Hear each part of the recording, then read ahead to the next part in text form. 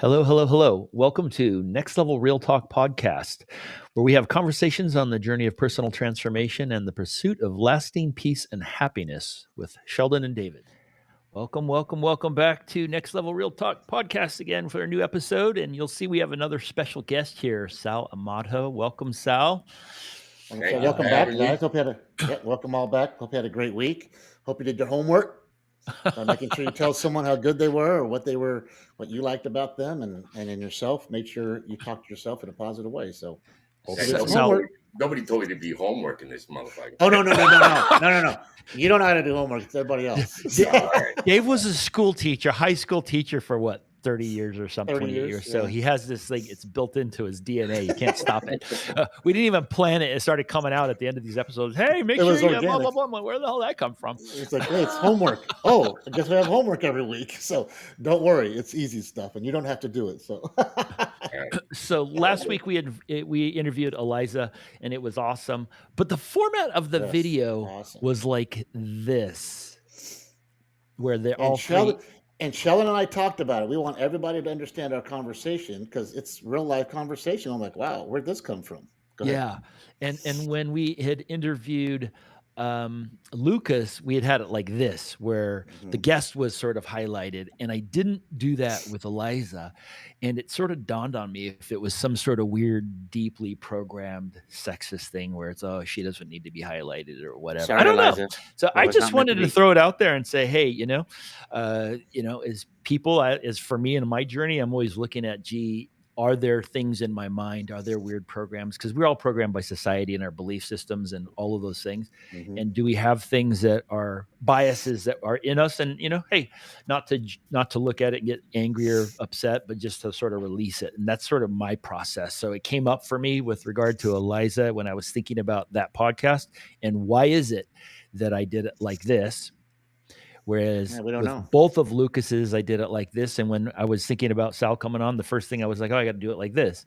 And yet I didn't do that with Eliza. And if there's some weird kind of thing in myself, I'm looking at that and wanting to release that. So obviously, and that was a great, an awesome episode, by the way. So if you guys haven't heard it, feel free to do that. She's a bright soul. I tell you what, she's got so much to offer. It was great listening to her, and her story was great. And it's just fun. She's a great, wonderful person. So. And we got Sal here now. So welcome, Sal. Full disclosure, he's like, I'm related to you, So my wife, Jacqueline, is his cousin, first cousin. So your Jacqueline's mom and your mom are sisters, right? Correct. Yeah. So, Auntie Phil. Yeah. Yeah, Auntie Phil. So my favorite aunt. I love her. Don't tell Vera, but yeah, we're good. So yes. You were born, your mom came out here to the United States and she was in Boston. Is that correct? So that's where the accent's coming from, right? Yeah. What accent? Right. We have the accent, right? Yeah, you guys have the accent. I explained this thing clear and simple. Pilgrims landed on Plymouth Rock in Massachusetts. You guys fucked it up from then on. Right. So, I don't know what you guys did with it. Point well taken. Mm-hmm. Exactly. So we sound funny to the rest of the world, right? But yeah, you grew up in Boston. Spent some time in the service, right? Thank you for your service, brother. You spent a decent amount of time in the Army, right? Yeah, 14 years. 14 years. Wow. You had some experiences doing that shit. You did all kinds of crazy stuff, right? There's nothing. Yeah, I checked all the boxes in military, combat. Fucking, I was a sniper. I was booby trap expert. I was a survival expert. I was a combat level 3 combat instructor. Like, it's kind of MMA, like the military's version of MMA. Oh. What else? There's a bunch of shit. I can't remember it all, but yeah. Wow, that's awesome. Thank you for doing all that, by the way. Yeah, obviously, that's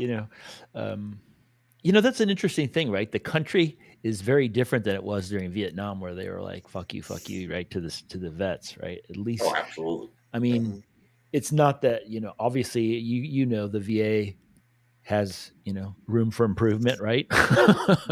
Yeah, but the VA's come a long way, Yeah. and I have to say, my experiences with VA outside of Boston, like, and I'm talking, I've lived in Vegas, and now I live currently in Florida, and they've been excellent. I'm talking Florida's next level. Wow. I thought Vegas was good, but Florida is next level at Oh, taking care of sweet. vets. So That's awesome. they've come a long way since I was first introduced to the Yeah. VA.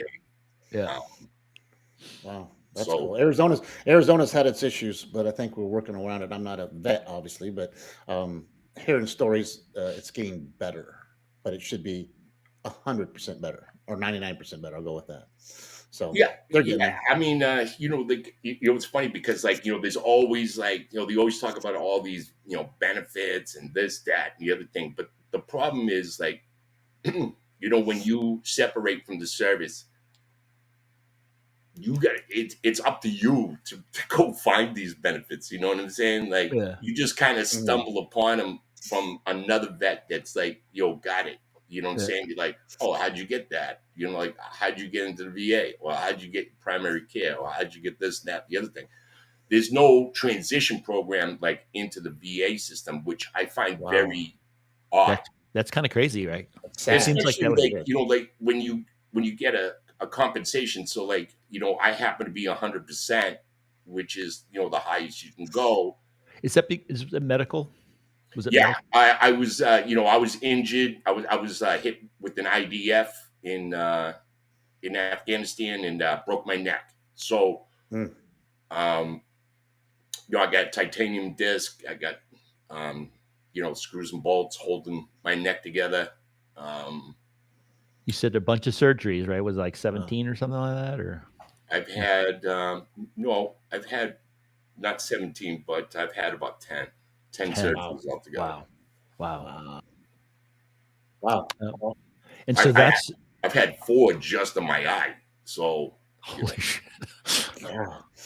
Yeah. So it's kind of hard because that, like, when I retired, there were steps. Hey, here's Cobra, here's this insurance, here's retirement insurance. What do you want to do?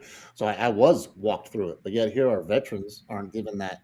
Hey, thanks for coming out of the service. You've been away, unquote, Afghanistan for you. So here's what we need to have you do here in America to get yourself back going. No, it's just like, oh, drop you off. Thank you.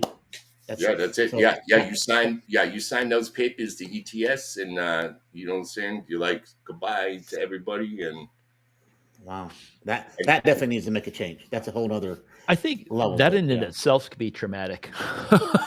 Yeah, it basically is, because, like, you end up, like, sitting there and you're like, okay, what do I do? You know what I'm saying? Like, how do I transition? Like, especially, like, my MOS, my military occupation service was 11 Bravo. So 11 Bravo, literally, if you look up the definition of, like, what your description of your job is to close in with the enemy and kill them. So how do we transition from those skills to civilian skills? Right. I don't think there's hitmen that like on the reg, right? Yeah. We have a job for you, but it's in the mob. That's the only one Exactly. that really have. That's literally about it. It's a criminal underground world, and that's where you can make some good money. So, wow. Yeah, good point. Oh wow. And the fact that you were injured, and that's the reason that you were out. So you're not even in a good physical state. Right. I think I'm personally, I'm blessed, lucky. I could have laid down, and just, taken all the injuries, but, I used the gym, saying, to not only for my mental health, but also, to get back, into, a workable shape, that, I can go out and be employable. I can, go do the things that, people want to do in life, like, even as simple as, going shopping or going whatever, you know what I'm saying? So, how was that recovery? I mean, that must have took a while. I'm assuming. Was that a long You know what I mean? Just the physical neck, recovery yeah. from the neck You and know, shit? I happen to, I'm not a big listener to doctors. So yeah, I've had my battles with the doctors over these when these surgeries happen. Yeah, So they're like, oh, this is going to take a year and a half, and I'm like, yeah, fuck that. I'm not fucking laying down for a year and a half, right? So yeah. like, I'm saying, so I'm doing everything at like double speed. You know what I'm saying? So whatever Yeah. I'm doing for PT with physical therapy, I'll do double of it. You know what I'm saying? So Mhm. um which kind of backfired on me with the neck one because I ended up going back to the gym too soon and bent one of the screws, which he got pissed off at. So, you know, You bent one of the screws. one of the screws, on the right side is got bent through working out. Yeah. Wow, that's So crazy. Yeah. And it's I that can't thing that imagine what the fuck you everything's were doing, different for dude. every person. What? Everything's different for every person. Like because they're telling you a year and a half. It's like, well, that may not take me a year and a half. My great grandma, she broke both knees, or hip, whatever. What? Yeah, broke both knees. Someone was in a car accident at 91, and Wow, at they said, okay, 91. yeah, both knees gone, and their femurs. And they're like, yeah, you probably will never walk again. She looks him in the eye and she's like, you fix them, I'll decide if I'm going to walk or not. She's up Right, walking. She had a walker, but she was walking till she was 101 when she right.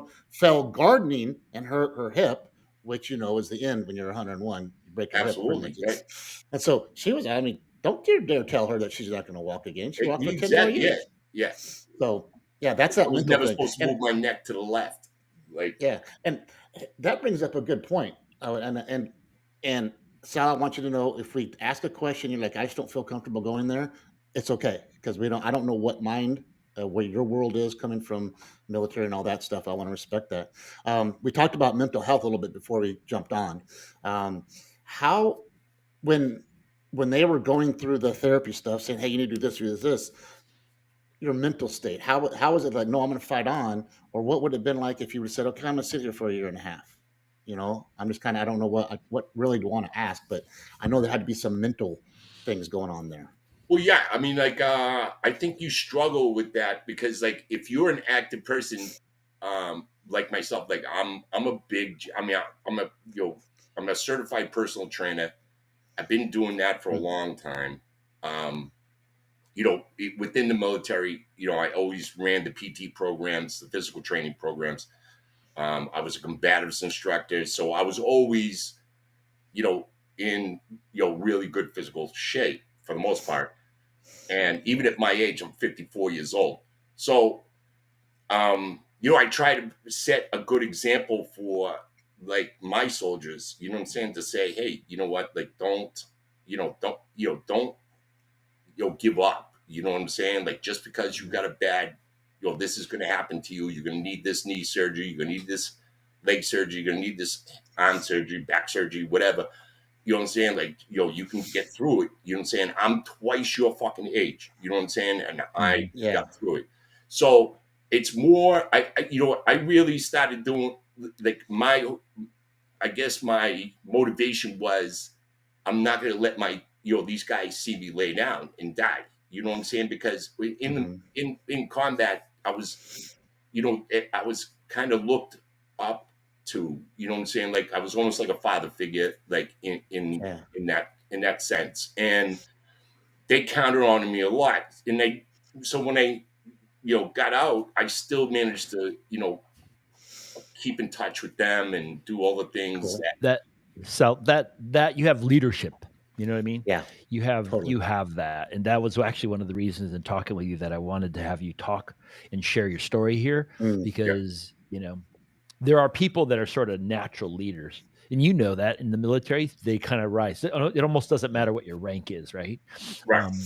You have a formal rank, and then there's, like, almost like the informal hierarchy in a unit, right? In any kinda Well, group of people when they come together. oh yeah, And absolutely. you absolutely have that, and so you were able to use that both in, so this training, you were training people when you were in the military in terms of rehab or recovery, or is this something that sort of came more when you got out and you were having to do it yourself and then also working with others to do it? I wasn't physically trying to help them, but you get on the phone or you got on the text and somebody, be on Facebook and be like, yeah, I gotta go do this surgery.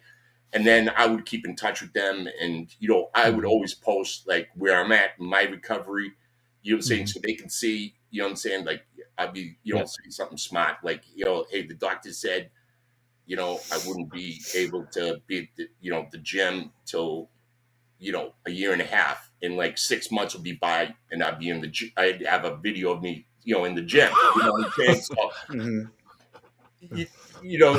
I just be like, they can see you doing it, yeah. Like, and then they have a caption to say, doctors don't know shit. You know what I'm saying? Yeah, fuck you. Charge your own health. You know what I'm saying? Like your own path. It's all right here. It's all up here. It is. It is all right here. Right. Once you conquer this, you can conquer anything.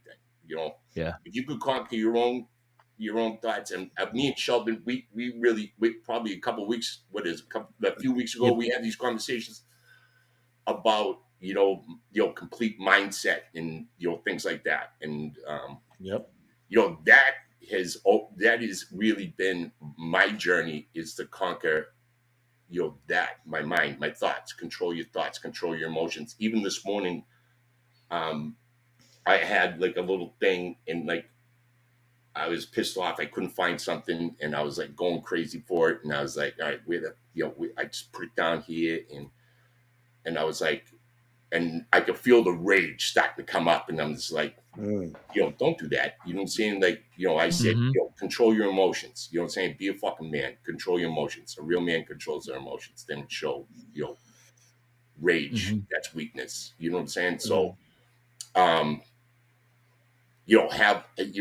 that's where I'm at right now. You know what I'm saying? Did you do anything other than that thought? Or you do like a breathing exercise or anything like that? Or no, I just kind of stopped in place. Like I kind of just stopped what I'm doing. I grabbed the thought, and you know what I'm saying? I shut it down. And then no, go ahead, finish. Yep. And once I got it shut down, I'm like, okay, now you can continue, but don't do anything until you get control of that. And Sal, that's so awesome, because we've talked about it before, about you could sit there and just let it roll, and it's going to get deeper. But if you catch it, like you said, you notice it, catch it, go, okay, wait a minute. Why am I so angry? And then just start, relax a second, go like, okay, now that I've got this, what is the anger? How can I? And that right there starts controlling the whole thing. You're already done with control. So it's kind of like, we call it a cloud. You capture that thought. Is that something I need to work on, fix, or just let that cloud go? And that's right where you were. So I love that maybe you don't need the meditation. You just got to catch it and go like, what is this in front of me? Why am I dealing with this? Why am I so angry? I cannot be angry. I can fix it. If you're angry, you may not fix it. You may hit something. Who knows? It made a punching bag, like Lucas had a punching bag, but you caught it quick enough, thinking about it, catching it, and going, I need to process it rather than just continue with it. And I like how you didn't say, just throw it away, I'm done. No, you got to process to let it out. So I love that. I love that part. Yeah, I call it a pattern interrupter, right? Because you have we all have that habitual thinking. Shit happens and you're triggered, right? There's a trigger hairline. It's like a hair trigger too, right? Sometimes it can be almost nothing, and bam, we're going down that fucking path of like anger, rage. Boom, it flares up, and now you're going. And how do you interrupt that, right? The pattern interrupt, whatever it is. That's why I was curious. What do? You're able to just sort of stop it, Yeah, and that obviously, like, that, that may come. I'm trying to figure out, like, is it my conscious thought now that I'm doing it, or is it because I'm getting older and like, you know what, that really isn't a big fucking deal anymore. You know what I'm saying? Like, probably both. So I battle between the two of them. You know what I'm saying? Like whether I'm actually growing or I'm just getting lazier with that. You know, hey, man, I'll take it because if it brings a little bit more peace, it's like it's cool. You know, right. people have said that to me before. Hey, you're just getting old. Well, fuck you. I just turned 60. I'm So. gonna just say you're getting wiser. You're just always getting Yeah, wiser. older, That's what it wiser. is. It's not lazy. Not lazy. Wiser. But Yeah, no. Hey, brother. So, I did want to get back to did you feel like you had other than the physical neck injury, which is obviously traumatic and huge, um, Mhm. other stuff dealing with this your time in the military and dealing with that basically like PTSD type stuff? Was that something you've been dealing with? well, that's a good question. Yeah, I mean, PTSD is a motherfucker. I'll tell you that right now, right? I thought I was being proactive. When I first got back from Afghanistan, I was telling all my guys, I'm like, listen, I go, it's not weakness. This is Mm. before, like, all this mental health awareness shit was, like a big thing now. Yep. But back then, in 2010, I was, our first yellow ribbon, which is like a ceremony for everybody, like when you get back, and all the parents and girlfriends and fiancés and wives and everybody all come down, and they tell stories about what happened over there, some funny stuff, some not so funny stuff, and then they give out some awards and things like that, and special guests come up and thank you and everything else, and when but when I was sitting there and listening to the whole thing, not one person mentioned like, "Hey, you know what? You just got back from war, right? We already had one suicide, right? We weren't even back a month, and Mm. one guy's already committed suicide." And I'm like, nobody's addressing this, and this is my big thing because the military doesn't want that. You know what I'm saying? It just makes Yep. like you see recruiting numbers now are like so far down. Mm-hmm. So nobody wants to go through that. You know what Right. I'm saying? Mm-hmm. Like, Yep. especially when you hear all the stories about the VA. Like for instance, like I have to get a psychiatrist so I can get my medication for my PTSD. I can't. There's not an opening for like 5 months. Like, Jeez. so how? What do I do within the 5 months? And they're Yeah. like, well, if you need mental health, you just call the crisis line, which is that 988 number.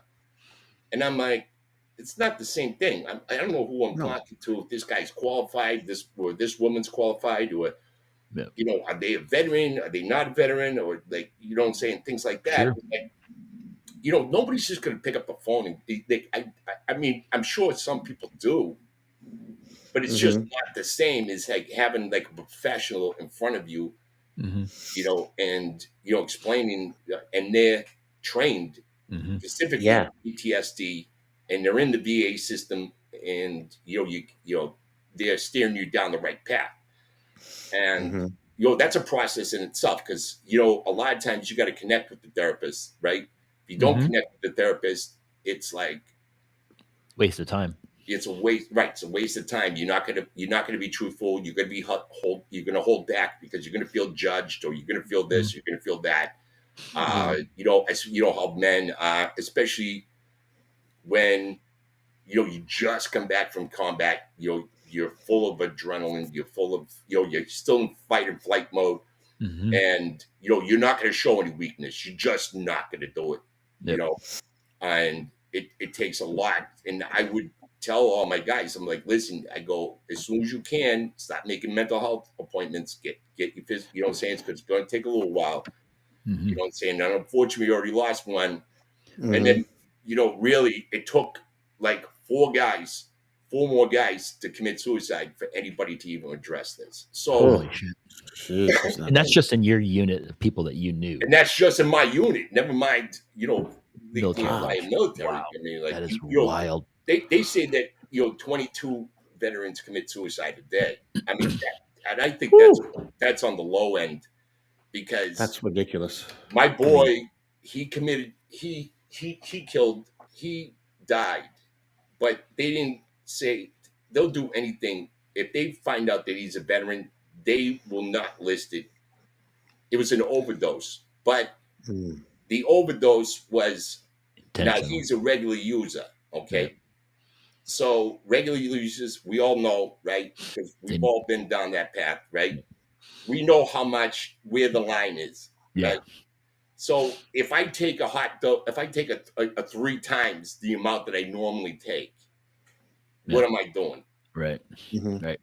Everybody knows. I'm not like, I don't need 3 times of it, right? Yep. I'm doing it because this is the last one. Yep. You're not a rookie going like, oh, I'll try this much. No, you try a little bit. You know, yeah. you know the limits. Exactly. So, Holy So wow. So they're saying, so like when that, so how many of those aren't counted? How many fentanyls? How many overdoses?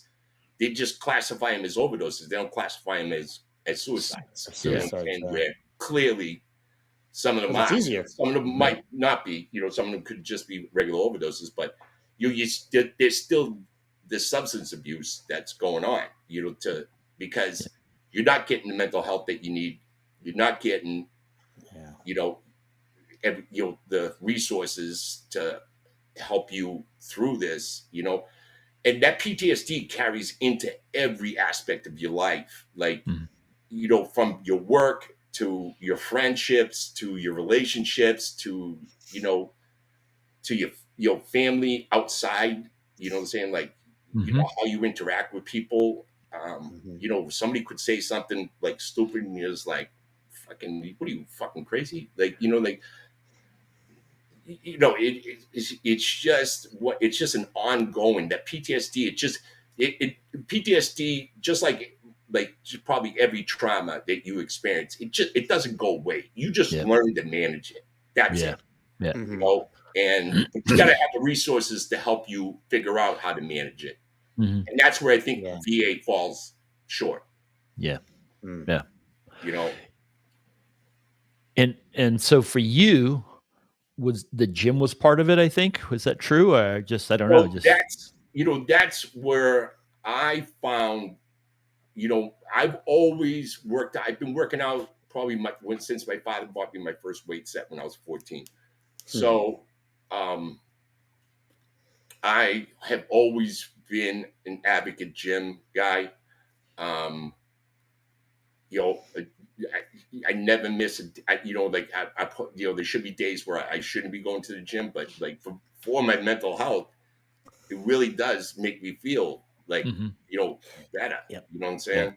Yeah. And when I don't miss a day, it's psychologically it does affect me. Totally agree. I mean, just the gym itself is probably, I think personally, is one of the best mental health things that you could possibly do for yourself. Whether it's lifting weights or running or CrossFit or whatever you think, is a good thing for you.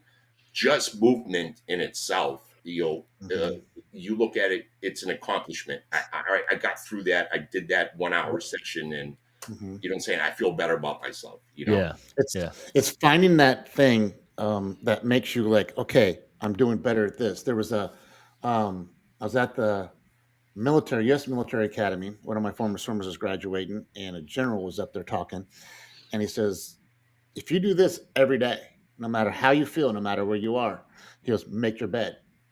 And he goes, I know it sounds funny. Because if you make that bed, you make that bed, you come home and that night, you go like, wow, I accomplished something. Not like I need to go accomplish the world. No, I did something, because maybe that's the only thing you get to do that day.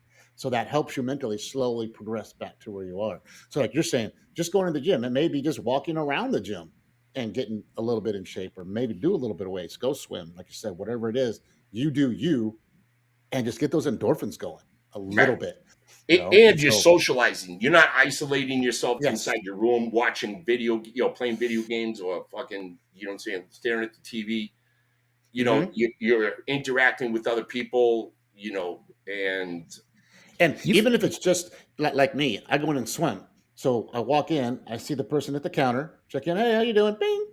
I'm walking through, see someone in the pool or locker room. Hey, how you doing? Good luck today. Boom, swim, get out, leaving. Hey, have a good day. There were 3 or 4 interactions I just had that if I sat at home, I wouldn't have those 4 interactions. Right. Doesn't mean go talk to everybody like you're saying. You're not saying go talk to everybody at the gym and hey, this is who I am. Right. Just But slow interactions. I feel like Sal, you've done, you've taken your gym, and then obviously you said you're a certified or whatever licensed physical personal trainer, right? So you've got Yes. certifications and all that kind of stuff.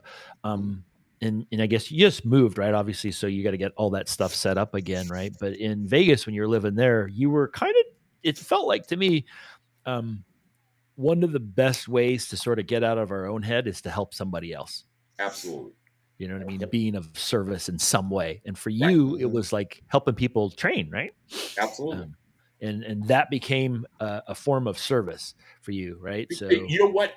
Like we all look for what purpose, right? yeah, Mhm.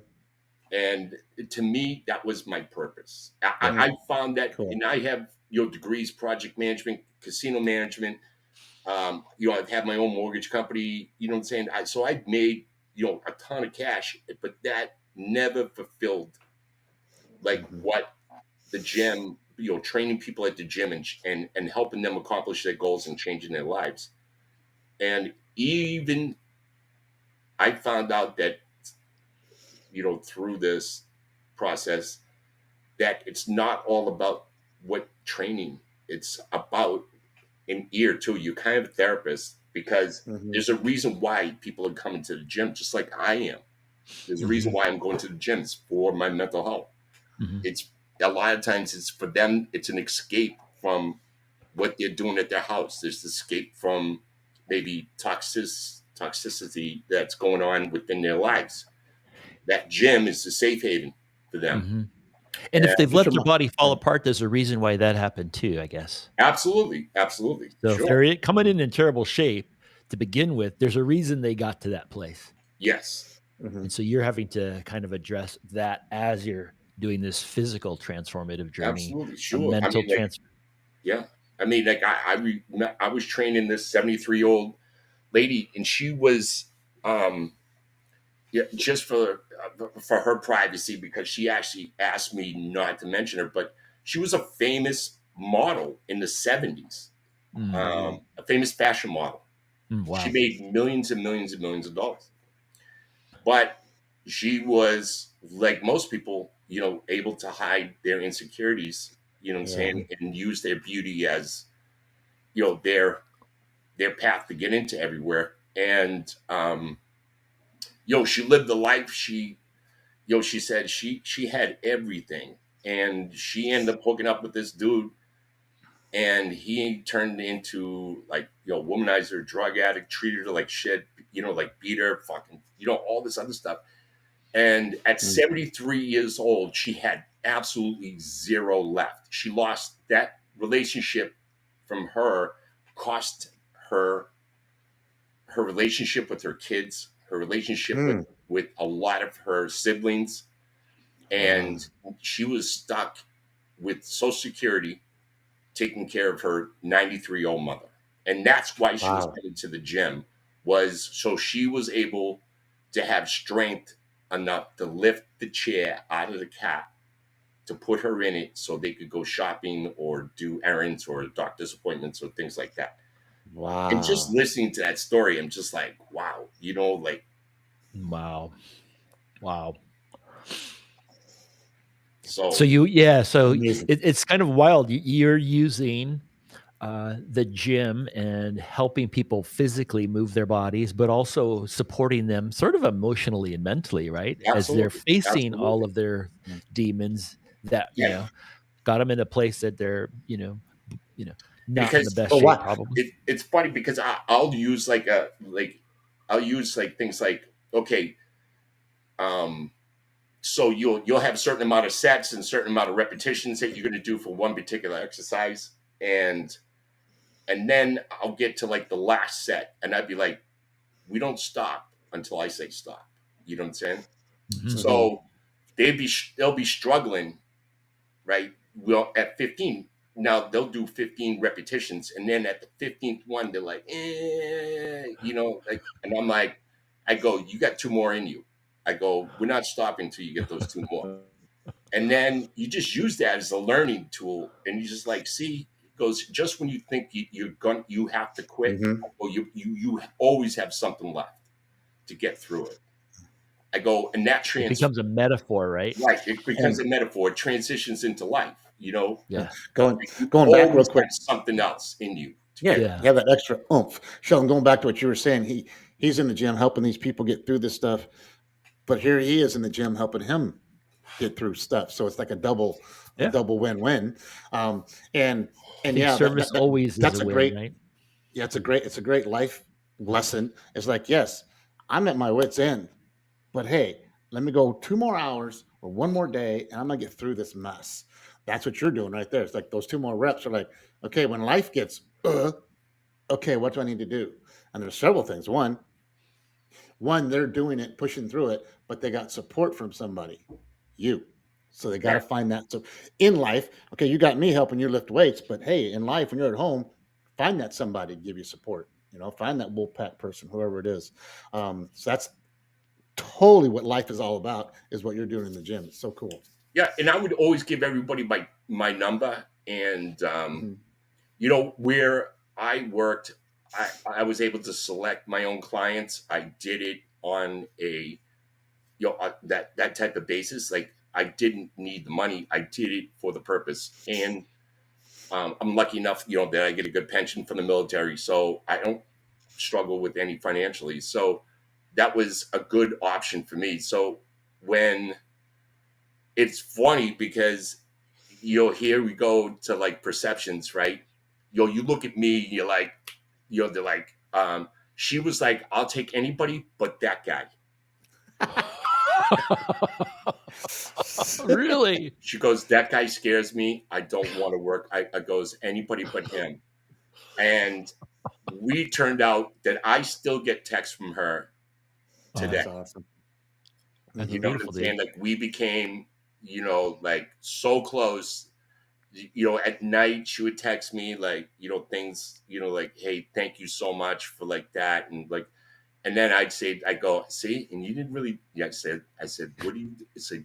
Judge a book by its cover, right? You know what I'm saying? And I purposely, it was so funny because I'm normally loud and like, animated and, I'll say Mm-hmm. crazy shit just out of the blue, just to get a reaction from people. But, funny stuff, not to hurt anybody.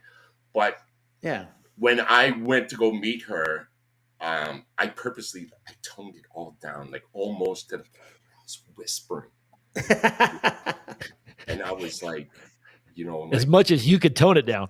exactly, as much as I can tell it, right, as much as my voice will get that low. And I was like, hey, Mm-hmm. how are you? You know what I'm saying? Like, my name is Sal. It's very nice to meet you, That's awesome. And then How once they get to know me, then I just turn it back on. I'd be like, see, what are you doing?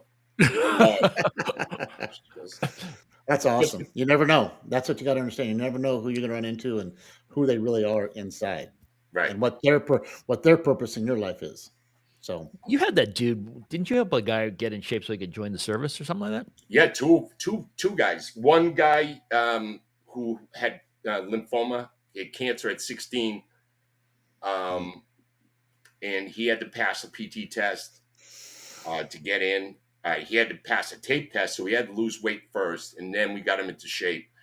And then I just had this guy who, as a matter of fact, he just texted me probably this morning that he's got the delayed entry, so he goes August 16th into the Navy. Both of them went into the Navy. But yeah, they both passed. They both passed, got in, and awesome. that was.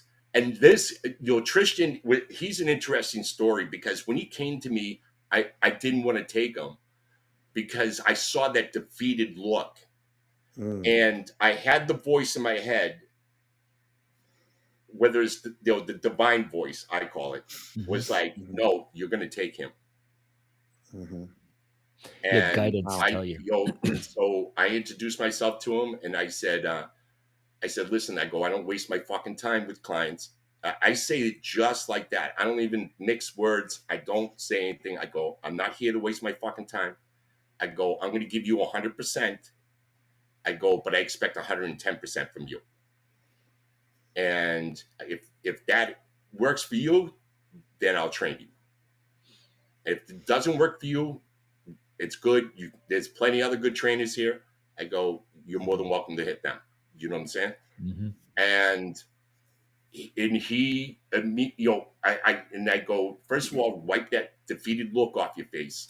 I go, life isn't that bad. I go, you're young, you got plenty. I go, don't think about, just because you failed. This guy can only do, when he first, I go, let's go through a PT test. The guy he did like, 12, he did 5 good push-ups. Like the 7 were like, the drill sergeant just would have went, get out. Get out of here. What I'm saying? Yeah. So, to get him to, 50, within 30 days, Wow. you just needed 42. And I said, listen, I go, all you're going to do is push-ups every single day. In the morning, you're going to call me, you're going to text me that the minute you get out, I don't want you to take a shit. I don't want you to piss. I don't want you to do anything. I want you to get down on the floor and start knocking out as many push-ups as you possibly can. I go, and only then, after you do that, can you go do the rest of your day. Divine intervention, again, one, in your mind. 2, that kid with that defeated face, 1, wanting to go in the military. Here he is in front of the face of another military person saying, I know what you need. And yes, your face is defeated, but he needed you to say, we're done with defeat. You're going to come back on. So looks like we may have lost Sheldon, but hopefully he'll stay here. But it's kind of cool how that we don't know what's going to happen. Like you said, that divine voice is in there going like, no. I need you to help this guy. Right. It was so clear. Awesome. It was clear as day. It was clear as day. Awesome. Like when I knew right away that that divine, he wanted to be, he that was it. Because I don't know, there was, I don't know what he might have had planned for his life, that because he had his family had a long history of military career. So I think that him failing the drug test really probably made him look whatever to his family. And I think very okay. that's whether you call it disappointment or whatever. And he was naming off everybody: his father, his grandfather, his cousins, his uncles. Everybody was in the military at some point. And I said, it's funny when he mentioned that when we were working out, I said to him, I go, well, now that you told me that, I go, are you joining the military because you want to make them happy, or are you joining the military because this is what you want to do with your life? Because if you do it for somebody else, you're going to be fucking miserable in the military. I guarantee you that. And I go, but if you're doing it because this is what I want to do, and and that just happens to be a byproduct that you're making your family proud, that's fine. You know what I'm saying? But it's a selfless, you're giving up years of your life, what I'm saying, to the service of your country. This is nothing to do with you. Yeah. So you have to understand that. You will understand that once you get into the military, that it is not about you. It is about everybody else but you. It's about this guy next to you, this guy to your left, and this guy to your right. That is your responsibility, to keep this guy alive, to keep this guy alive, and to keep this country protected. And that is what's drilled into your head. You don't fucking matter. You could be replaced. You understand? If you can't do your job, you're replaced, right? You get killed in the battlefield, somebody else picks up your weapon and carries on. You know what I'm saying? So, and I explained it to him like that. So I was like, rethink what you join the military is what it's all, it's not all cracked up to what you don't want it to be. You know what I'm saying? Yeah, that's cool. Yeah, you have to do what you want to do. Fantasy. It's not some idealized fantasy about, Right. being a If you hero think or you're going to be a whatever. Navy SEAL or something like that, rethink that process. I mean, you barely could do 50 push-ups. You know what I'm saying? Like, Navy SEALs do, 1,000 push-ups a fucking day. Like, you never know what's going to be presented to you in the military. Like, I never thought that I would be presented to be a sniper, right? Mhm. That was never on my radar. You know what I'm saying? But when we were going to Afghanistan, they're like, they went through all the shooting records, and they're like, and it's funny because like most times in the military, you're called by your last name and rank, right? Sergeant Amato, or you know what I'm saying, whatever Amato, whatever rank you are, Amato. But not at any point in time was I ever called that. I was always called Sal. Wow. I don't care if it was my battalion commander, my lieutenant colonel commander would call me Sal. Sal, come here. Like command sergeant major, 34 years in the military. Sal, come here. And That's wild. you'd be in the middle of Bagram with 100,000 soldiers, and he'd be like, "Go get Sal," and that would just be it. I remember I must have pissed somebody off, and they were like, "You're gonna go down IED alley with the minesweeper, and you're gonna pick up see if there's any IEDs down there. You're going down IED alley to Wow. see if there's any IEDs." That is And he gave crazy. me this minesweeper. It was like fucking. I've seen better ones from Fisher Price. Wow. That is crazy. Now, if you know anything about Afghanistan, the soil is 65% iron. So the mines that the Fisher Price minesweeper is useless because it just goes off. Wow. And when I looked down the alley, it was covered in trash. Ooh. Cans, bottles, papers, everything. And so I was like, I go, fuck it. If you want me to go down here, I go, here we go. And matter of fact, there's a picture of it. I have it in the paper. They took a picture of me going down this thing. I don't know if they were trying to catch me getting blown up or what the fuck they were doing. But, like they're like, this will get me on Time Magazine if I can get a soldier getting blown up, like on ID Alley, And but yeah, I'm with the minesweeper. I was like going down like this, and looking back, going, "Yep, we're all good. No IDs." Oh shit. Because the only way I was gonna find it if I stepped on it. Because in my ear was just going off all the everything was Yeah, everything's a hit. yeah. So you were definitely protected in that moment, at least, right? I think I was protected. I could tell you. I mean, it would take hours to tell you the stories that I survived. Yeah. Wow. Did that strengthen your faith or weaken your faith or your sense of like, hey, there's something more or anything like that? Or it definitely did. I told to this day I still look up in the sky. There was this one. Now in Afghanistan, unlike in America, when you look up, you see a billion stars. And over here, you have light pollution, so you can only see the brightest stars, right, or the planets. And there used to be this one star that always was to the north, and I would come out at night and talk to it like it was God. And I would, if whatever was going on, if we had like a big mission like the next day and we were prepping for it or anything else like that. And I used to touch every truck. Nobody knows this. I've never told this to anybody. But I used to touch every truck before we went out on the mission. And I would repeat Psalm 97 and touch every one of them. But no matter what, before we left. Wow. That's cool. And but I've never told anybody that. Yeah. That was you. Wow. That was between you and your divine, you and God saying, protect us. Oh, yeah, absolutely. That's awesome. And it's cool. And they ran out on this fob that we were at. which was in Zormat, with Patika Providence in Afghanistan, they had run out of things to name. I mean, they were down to doorknobs and door hinges to name after, you know what I'm saying, soldiers that were KIA, Wow. killed in action. So Mm-hmm.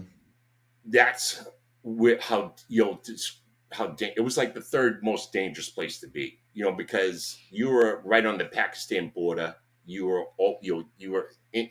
our main mission was to disrupt the Taliban coming in from Pakistan. So that was their main route, and that's where we were at. And Zormat, if you look it up, which I didn't know at the time until I got there, is the holiest city in Afghanistan.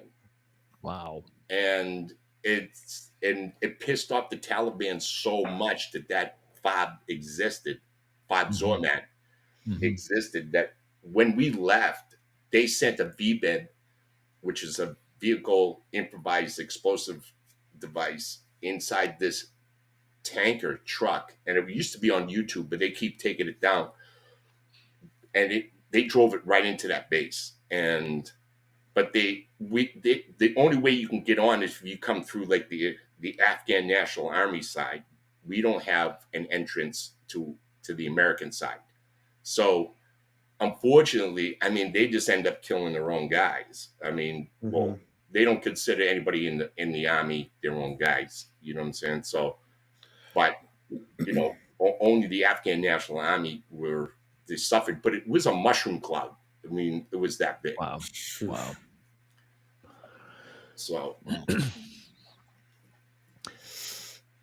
so did you? I think you had told me, like you had said earlier, that one you had a voice in your head tell you to train that dude. yes. Hadn't that happened before? Yeah.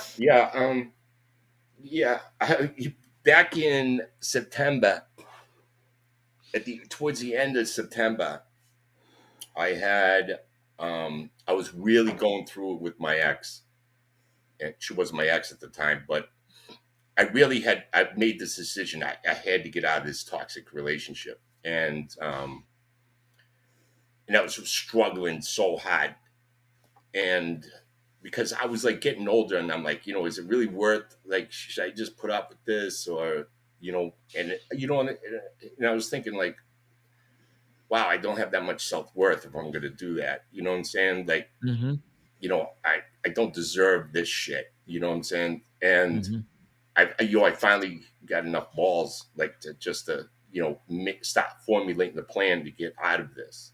And probably, I don't know if it was at that particular moment, but it was in that thought process that as clear as me and you were talking, somebody had spoken, and it was just me in the room. It's just me and my dog. And it came in and said that you were going to be in a spiritual warfare, and it's going to last 30 days. And it listed off it gave me a list of things that I couldn't do for 30 days. And at the very end of it, it had told me that it was a matter of life or death. Whether that meant spiritually or physically, I don't know. But I remember after that, when it went away, when the voice went away.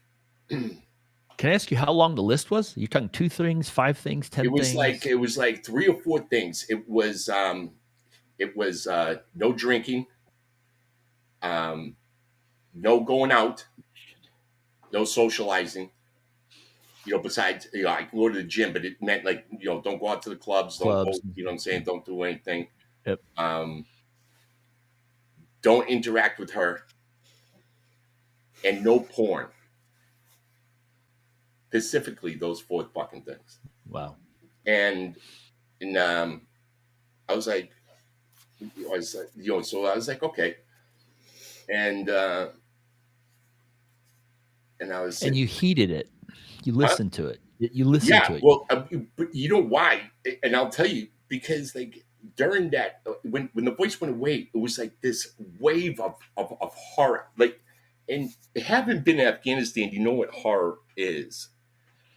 And as many times as I've been close to that death experience, that this terror that came over my body was nothing else that I've ever felt before in my entire life. I've never been that fucking scared in my entire life. Wow. Wow. Like That's saying something. I knew it was life or death. There was no Wow. question about it. Wow. It was that intense. And Wow. until the day I leave this earth, I will never ever forget that feeling. Literally was. I thought I was being taken over, like by like this darkness, and it did scare me. And I was like, I did it, and I did the 30 days. And at the end of the 30 days, I wrote.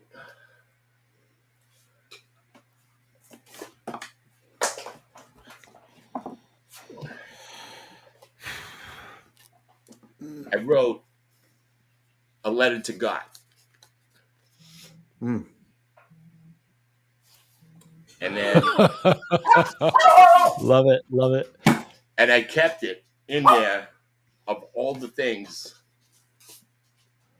that I experienced during that whole process. And I think that is the only reason why I am still alive today, is because I was Wow. able to go through that. Wow. Wow. Because I Did was you find really it at like that point where I was really, sorry to interrupt that really important story, Sal. But David had a little, seemed like a little emergency with his family. His dad is, I think, 91 years old and had yeah. fallen recently and had hurt himself and stuff like that. So, um, Wow. he I was hope he better gets and more stable, but it's just one of those scenarios. So he's, you know, like we were saying before, family first, right? You got to take absolutely. care of you got to take care of your family. So, um, but that's you were telling us a really powerful story about hearing basically a voice, the divine, whatever you want to call it, God, telling you, hey, you need to clean up and stop doing these four things. Basically, we're addictive bad habits, right? And Yes. the relationship was super codependent and super, toxic as well, right? And cut all Yeah. those things out of your life. And you said that you feel like that is um, why you're here today. Did it feel, I'm just curious, did it feel like a cleansing of sorts or a purging or, Yeah. you said you wrote, It's funny you say that, Sheldon, because, you know, I don't know anything about like how like like they always talk about. There's a lot of talk about the solace and the moons and Mhm. like whatever this retro shit is going Yep, on, yep, yep. right? And it happened to fall on this. It happened to fall on Halloween was my last day because I started it on October 1st and it ended on Halloween. And mind you, Halloween throughout my life has always been a day of like I've gotten a DUI on Halloween. I've gotten arrested on Halloween. I've gotten all sorts of Interesting. shit has happened on Halloween for some reason. I don't know why, but that particular day seems to have followed me with tragedy of some sort. Wow. And but having completed the 30 days, I kind of was like gearing up to like, okay, now I can break loose and what I'm saying, go out Yep, and everything yep. else. But I didn't. I stayed in and I wrote that letter. And when I was outside, I looked up and it was like it was like this. It was a red moon or a blue moon or some weird moon. It was like the first moon of the the last moon of the Hmm. year or something like that, last full moon. And I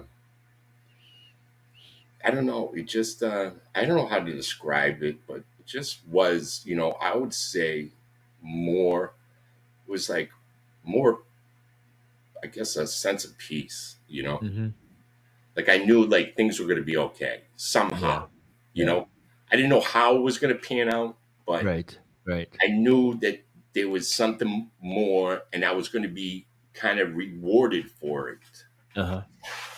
Um, and that's all the best way I can describe it. I don't know if Yeah. that's No, that's beautiful, dude. That's, I mean, and how long ago was that? Was that 2 years ago? no, last year.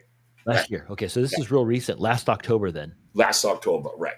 Wow. So, um, and you felt, you said, it's why you're still here, because Yeah, because I was at the end. I mean, like I was at the end, and when I decided to, let go and break up with her, um, that season of loneliness that you get, what I'm saying, hmm when, girls can basically just, 2 seconds, they can rebound, right? You know what I'm hmm saying? It's not so easy for guys, you know what I'm hmm saying? hmm So that always runs through your head, and,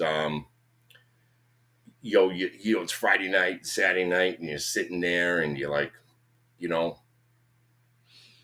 and of course those thoughts penetrating you like she's probably out banging somebody else, or this is going on, or that's going on, or this, hmm and here you are like a loser sitting inside, you know what I'm saying? But um, I just kept going back to that and using that as part of you know, my strength to get through it, I guess hmm the best way to describe it. It gave me a lot of solace, a lot Yeah. of Did you did you stick with some of those things beyond the 30 days, or? well, I mean, for the most part, I mean, Yeah. like, like Yeah. I'm not at like, like I'm not completely sober. Uh-huh. Um, but I mean, I don't drink like, what I'm The way you saying, like used on to. a, like, Yeah. every weekend. I don't have to, like I don't Yeah. go out like Yeah. that Yeah. anymore. If I do, it's like one or two beers or Yeah. one or Yeah. two, what I'm saying, something So like it's that. kinda like it changed your relationship to those things It anyway. did. It definitely did. It's Yeah. fundamentally shifted how you relate to, like, alcohol or whatever, Yes. right? Right. Yeah. Yeah. All those little vices, like, Yeah. and it's funny because as I was going through um, that phase, I ran across this article um, about Pope Gregory, um, and it's 1600 AD when he founded the seven deadly sins, and it was like a light bulb went off in my head, and it was like I looked at all the seven deadly sins, and I go, you can basically wrap. It's not deadly as far as like what it physically means, like, oh, you're going to die from these, right? but Mhm. but there is an aspect of it when I was looking at it, because you can contribute every single one of those: lust, gluttony, greed, pride, sloth, like things like that. All of those can lead to one, like it's like the death within yourself, Mhm. right? Because you're chasing things that are not really going to make you happy, right? Yeah. Yep. Yep. And so you kill that part, that spiritual part of yourself. Yeah. And then when those things go away, you're left with nothing, right? Mhm. Because it took you away from God, right? Yeah. It took you away from the divine. It took you away from your higher power, and you left Him for a while to pursue these things, Yep. and It's like that something false idol kinda idea, right? exact right, yeah. And Chasing now something you, that's you're stuck with this hollow point, Mhm. and I think that leads to like a lot of suicide, or you Sure. slowly try to kill yourself with like maybe drugs or alcohol or Mhm. whatever and things like that, because Yep. you have to now fill that void. If you can't get back to that Yep. spiritual side of you, Yep. that is where you're going to go, and that's where the deadly part is. And I don't Mhm. know, it just kind of made sense when I was looking at it, you know what I'm saying? When I was thinking about like, oh, like, you know, like the way, you know, you look at, it changed my whole perspective of how I look at things now. You know what I'm Mhm. saying? Like, Mhm. because my ex was very materialistic, and you know, I have a lot of friends that, you know, judge themselves based on like what car they drive, how big their house is, or how much money they're making, and you know, but you know, and not that they're bad people, but you know, it's like it's like that isn't what life really is. You That will know, never fulfill you, right? it will never ever fulfill you. I've made millions It'll and never. myself and still have been miserable. Yeah. And now and the perfect example is going back to, you know, working at this gym for, you know, far less than what I should be getting paid. And but it was the best thing that I could Yeah. ever have done. You know what I'm Yeah. saying? Oh, yeah. I 100%. mean, It's like even for me at my shop, when I was managing it, I stopped caring about how many dollars of revenue we were generating. I just cared about my people. right, And if I could open up a pathway for a new career for somebody, if I could advance somebody, if I could inspire somebody and promote them, if I could get somebody, you know what I mean? That to me was like the reward. right, That's what I was so juiced about. It had yeah, nothing, and of course the business did well because when you're creating that kind of culture, it's cool, right? right. You But attract, right. You know what I'm it, saying? You you know, attract that. I mean, it's the things will law work, of attraction. but So it is that whole thing about being of service to other human beings because we're all connected, don't you yes, think? I I mean, we do. are. I do 100%. And you could feel that in a way that that's the reward of the heart. You know what I mean? That is the reward of the heart when you help open up somebody's mind that, hey, I can do this and I'm not limited by, and I can shift my body, but I have to shift my mind too, right? And then you've literally changed somebody's life. You Mhm. have created an entire new future for that person in a way that's unimaginable, right? Right. What a beautiful thing that is, right? Yeah, yeah. It really is like It's so cool. yeah, when you have somebody who's like, I mean, like this one guy, like he was a coach, lacrosse coach, and he'd gotten out of shape, and you know, he was looking at some health risks, you know, for being over, you know, like, you know, drinking too much and having that belly and everything else, and and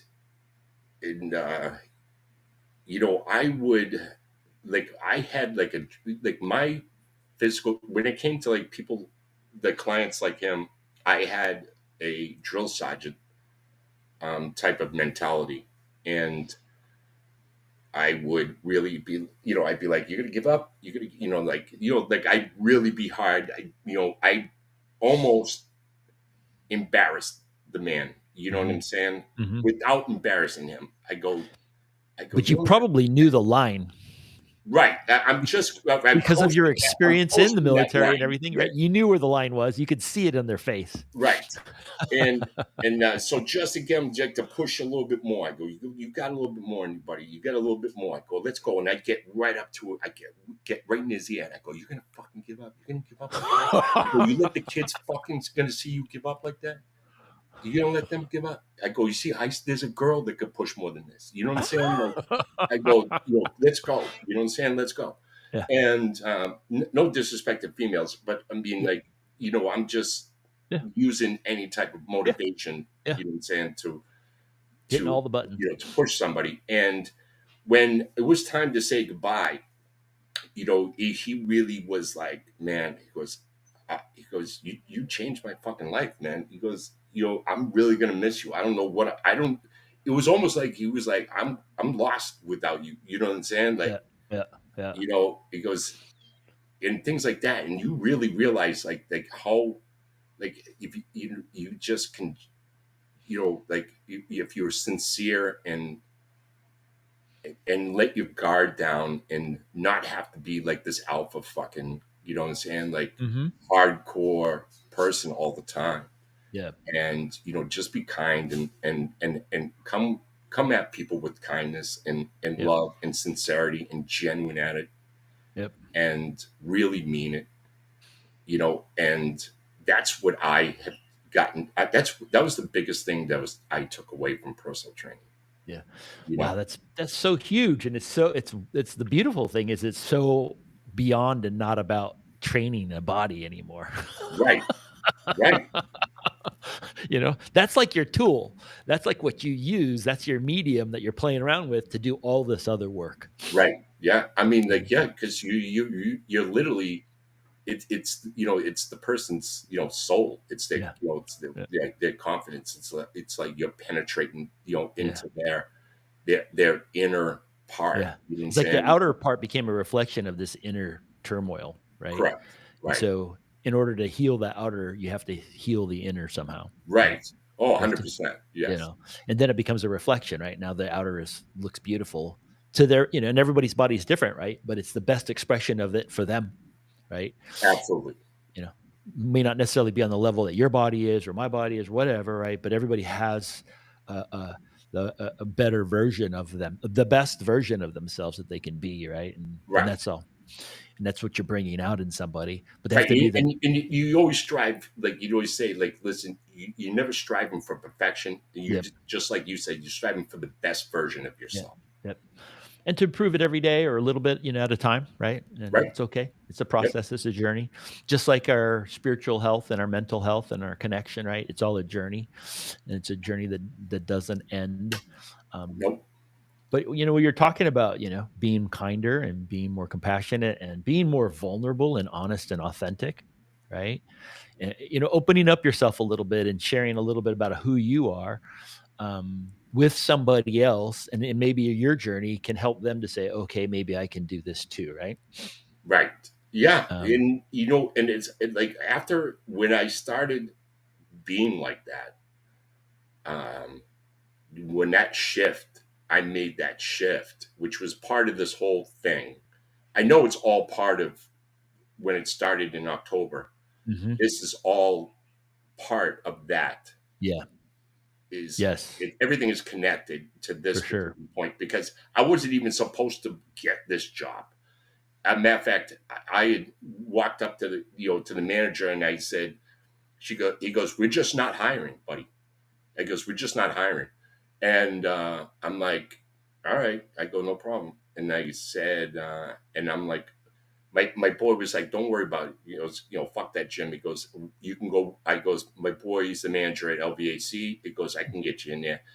And I'm like, yeah, but I really don't want to fight. I don't want to work out LVA. It was just something about being at this gym. I You had a just wanted feeling. to be at this gym. And I was I was going by and I would call the manager boss. I'd say, all right, hey boss, have a good day. And he's like, Sal, he goes, come here for a second. And I literally was like, I'd already put the application in with the other place, to just get started Something. doing Yep. something. And they were ready. I was ready to go on board with them. And he's like, he goes, you still want a job? He goes, he goes, out of nowhere, this happened, Wow. which was crazy in itself. The guy barely talked to me. Like I'd say, hey, what's up, boss? And he'd always be like so busy he wouldn't even respond to that. And out of nowhere, he knew my name. He was like, Sal. You still want a job? I want you to go home. He goes, I'm going to send you a link. He goes, give me your email.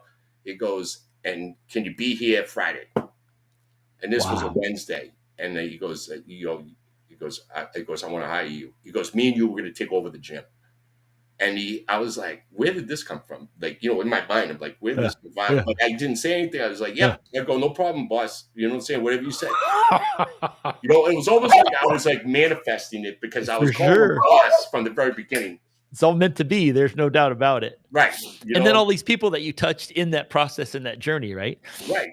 Yeah. And It's it like just opening up the was doors. right. And it was really, and all the connections, like, was even more than just working out. It was like these two brothers had lost their father like 2 years prior, and they were like, we look at you as like other stepfather. You know what I'm saying? Like, Mm-hmm. things like that. Like, people would just like share their like deepest shit with me. You know what I'm saying? For like no reason. Like, I'm talking kids, Yeah.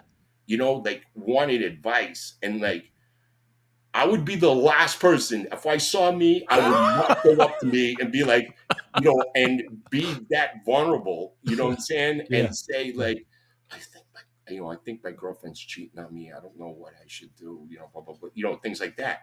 You know what I'm saying? Wow. And like, you'll probably be the old me be like, don't be a fucking pussy. I go, just fucking get rid of her. You know Yeah. what I'm saying? But like, no, I approach it the other way. I'd be like, listen, I go, you know what? If you trust your gut, I go, you know what? You're a better person. I go, you're young. You'll recover from it. I Yeah. go, know your self-worth. Wow, dude. His name was Amadeus. And Yeah. I remember talking to him about it. And I would just, every day I just keep having these conversations with him. I keep trying to build them up. And you know what I'm saying? And I go, I'm not going to tell you what to do. I go, but I just want you to know who you are first. Dude, that's freaking beautiful. And if you know who you are first, you'll make the right decision Yeah. for yourself. Wow. It's making And me want to cry. I remember him come running in to the gym, and he came up to me and he goes, I did it, Sal. He goes, I did it. He goes, I broke up with her. And he goes, and a week later, he goes, I goes, I found it. It goes, me and this other girl were going out, and she's like perfect for me, and like blah, blah, blah, blah, blah. And we're all happy, and, things like that. You know what I'm saying? They went to the prom, and, it's like it was awesome. And then when, the whole sad part about it is, when I broke up with my ex, she was not having it. She was on a mission to make my life a living hell. I was going to pay for, like, nobody says no to her. You know what I'm saying? Yeah.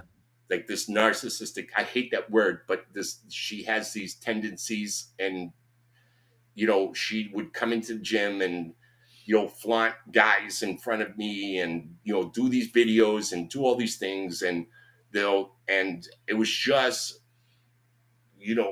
got to the point where, when I was not reacting to it, it would just keep ramping up and ramping up, and it would get more and more. And I didn't know what she was really capable of. And, when I was talking, because I actively talk to a therapist all the time, and they're like, like, do you think you're safe around this person? And I'm like, no. I go, this woman is capable of extreme violence. I go, I've witnessed it. I've been a part of it.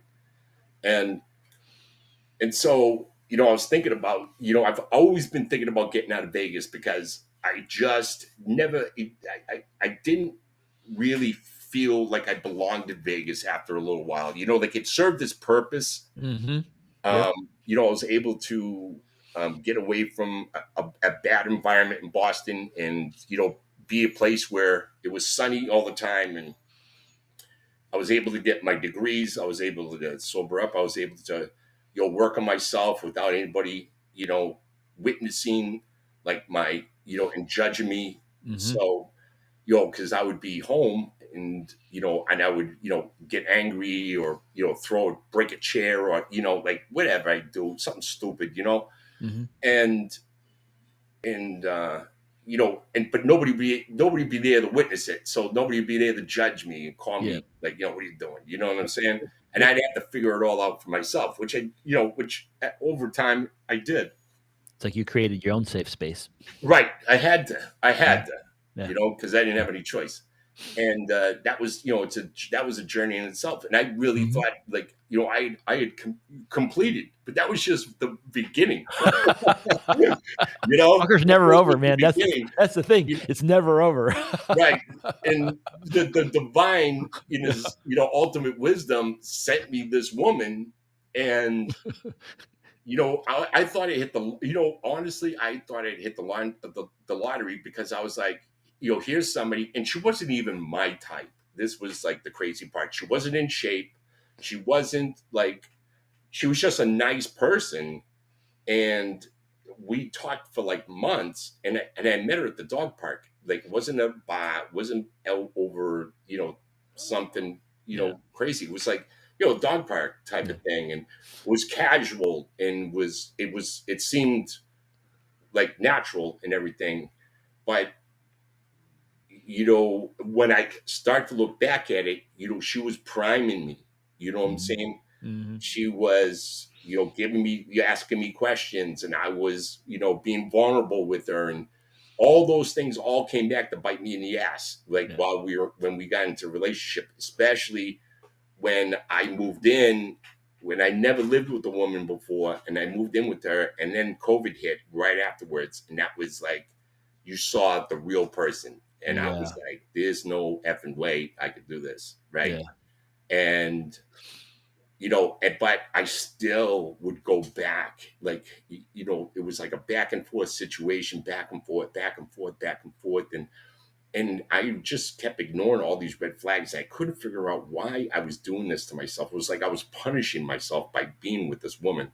Yeah. And, and here I am. I finally made it, I think, like, to like this, like, imaginary finish line. I'm like, here I am. I got my purpose. Like I'm doing well. I'm helping people and doing these things. I feel good about myself. I'm like, I'm at a sort of peace. But then she came in and just Stir the wrecked whole it. freaking She thing put up. me back into a PTSD mode where, like, Yeah. I didn't. I'd be like looking around. I'd always be looking over my shoulder, like, She fired it all up again, huh? yeah. Wow. And then Yeah.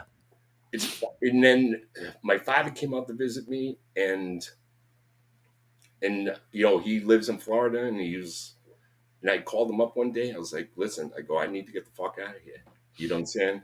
Mm-hmm. And I talked to everybody, like a therapist, psychiatrist, like everybody, my mother, like my family, everybody. They were all like, every person said, get out. Yeah. Just get as far away as you can. And It's here I am. It's like those four things were all addictions. You know what I'm Yes. saying? Yeah. When Yeah. you think about it, that divine intervention was addictive qualities, and we all have addictions, right? You can Right. get addicted to working out too, right? If there's anything, and you get addicted to water, right? You can too much of anything becomes. It's all about balance, right? That's the way I Right. look at it. I'm very Yeah. Taoist about it. It's all about balance. You can take any of those things and you go too far with it, and it becomes a negative, right? But that relationship had relationships can be super addictive, right? In their quality, they have a Right. quality that's super addictive, and then you go too far with that We, thing, and then so you yeah. had to cut all of those addictions from your body, your mind, and then you got a time like a reset. You got this great reset in your life to where you could see it, and you know what I mean, and then you can enter into those things differently, right? Because you could say, hey, I can still have a drink now and then, but I'm not addicted, and I'm not doing it every day, and I'm not, you know what I mean, I'm not going too far. I'm just like, hey, um, all of that stuff, everything, I think, has a place and a time and a way and all that kind of stuff, and Yeah. you know so Yeah. I that's agree. super cool. So, I think we're gonna wrap it up here.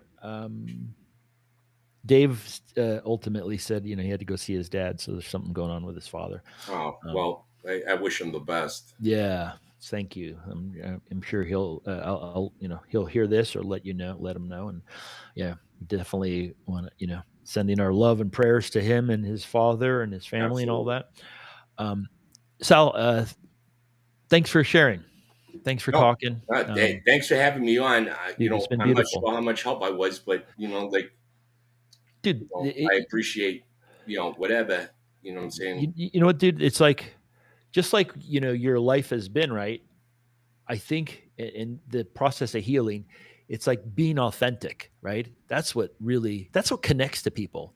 Like, even if you came on to people hard, but you were being you were being authentic about that, and people can Yeah, feel that you're right. genuineness, right? And that's what connects people. Yeah, I think that's probably the most important quality. Like, I used to be a lot about mirroring people, Hmm. right? But you know, I find that eventually, you can't keep mirroring what that is. Yeah. You got to be your own. You know what I'm saying? Like, Yeah.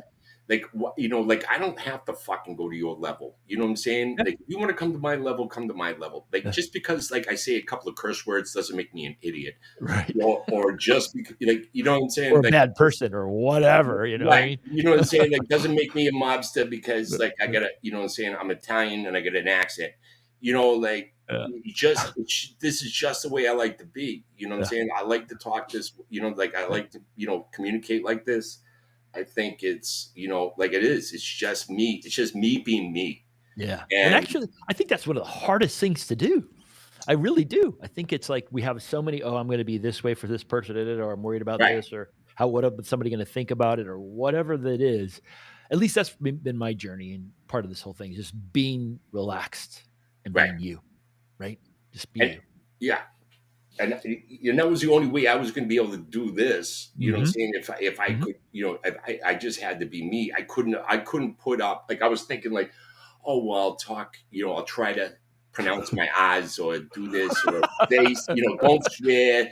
Like, you know, don't tell them any crazy shit. You know what I'm saying? Like, that's going to make everybody think you're crazy. You know what I'm saying? Like, you know, so, like, but, you know, it's in those crazy stories. I think, you know, like, you know, or like, you know, yeah, like, you know, like, fuck, man, like, I used to, you know, I used to treat suicide as like my best friend, you know what I'm Yeah. saying? And like Yeah. things like that. Like, when you really tell people, like, you know, and I have everything to be grateful for. I mean, I've survived everything. I'm financially set. I'm, you know, I'm in good health at, you know, 54 years old. Mhm. You know what I'm saying? I have everything I possibly I could want, you know what I'm saying?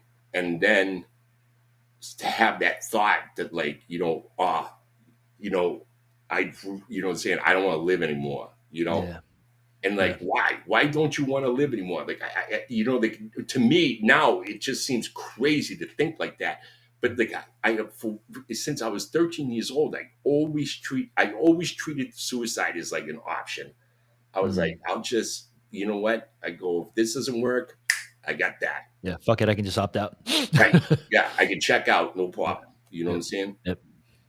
And you know, and like, just, you know, being just like saying, like, you know, like, those thoughts are like, on, you know, crazy. Yep. That's just part of human nature. Yep. I know, unfortunately, you know. Yeah. And yeah, being real and honest about that, and just um, again, you being you will absolutely connect with some people, right? And that's again when we started this whole thing. It's like, hey, some people will, some people won't, and that's the beauty of it, and that's why we wanted to bring different folks out, and get different perspectives and stuff like that. So thank you for spending your time with us, brother. It's been beautiful. No, it has.